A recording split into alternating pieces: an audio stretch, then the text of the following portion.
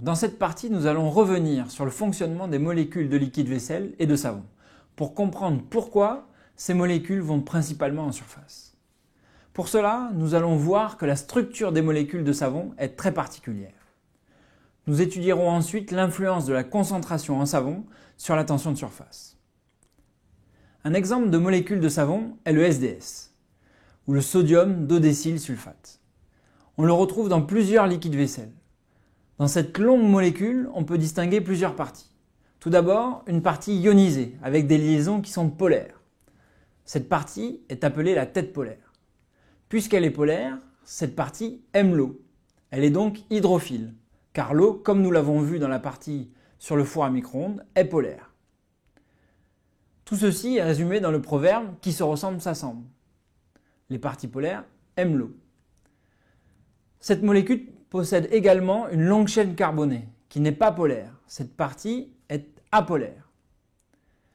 Elle constitue une queue hydrophobe, c'est-à-dire qui n'aime pas l'eau. Pour un physicien, seul le caractère hydrophile et hydrophobe compte. Nous dessinerons donc les molécules de savon avec une queue hydrophobe et une tête polaire, tout simplement. Pour satisfaire leurs deux caractères hydrophile-hydrophobe, les molécules de savon vont alors s'agencer à la surface. La tête polaire hydrophile sera immergée dans l'eau, alors que la queue hydrophobe sera dans l'air. Avec une telle disposition, les molécules de savon vont réduire le coût énergétique de la surface. Dit autrement, ces molécules de savon vont abaisser la tension de surface de l'interface au air. On dit que ces molécules sont tensioactives, puisqu'elles agissent sur la tension de surface. On peut maintenant comprendre ce qu'il s'est passé dans l'expérience du teaser, avec les grains de poivre. Les molécules de savon se sont mis préférentiellement à la surface pour diminuer la tension de surface afin de diminuer l'énergie de surface, ce qui a repoussé les grains de poivre. Étudions maintenant l'influence de la concentration en liquide vaisselle sur la tension de surface. Faut-il notamment mettre beaucoup de liquide vaisselle pour agir significativement sur les propriétés d'interface? Avant l'ajout de liquide vaisselle, la tension de surface est celle de l'eau avec l'air, c'est-à-dire autour de 0,07 joules par mètre carré. Quand nous rajoutons des molécules tensioactives, elles vont venir à la surface et vont abaisser la tension de surface. Et ceci jusqu'à ce que la surface soit entièrement saturée de molécules. Si nous ajoutons encore des molécules, celles-ci vont aller en volume, dans l'eau. Mais la queue hydrophobe n'aime pas l'eau. Cela coûte beaucoup d'énergie au système. À partir d'une certaine concentration, les molécules en volume préfèrent alors former des agrégats appelés micelles.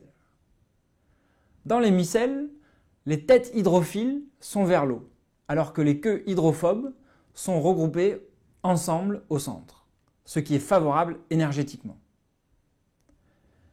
À partir d'une concentration en molécules de savon, la tension de surface sature. Cette concentration est appelée la CMC, pour concentration micellaire critique. Et au-delà de cette concentration, des micelles se forment principalement dans l'eau. Pour résumer ce que nous venons de voir, quand on ajoute du savon ou du liquide vaisselle, la tension de surface va diminuer. À partir d'une certaine concentration, des agrégats sphéroïdes, c'est-à-dire en forme de sphère, se forment en volume. Ces agrégats sont appelés micelles. La taille typique d'une micelle de SDS est autour de 7 nanomètres. C'est donc tout petit et invisible à l'œil nu. Nous comprenons maintenant que les molécules de savon ont une structure très particulière qui leur permet de diminuer la tension de surface. Mais le savon agit sur des graisses qui sont attachées à des vêtements ou à un support. Il faut donc que nous étudions maintenant les interactions entre une goutte et un support, ce qui va être déterminant pour l'action du savon. Vous verrez cette partie avec Hamza Shraibi. Pour les plus curieux, nous présentons dans la vidéo suivante une autre conséquence de la tension de surface que nous pouvons observer tous les jours.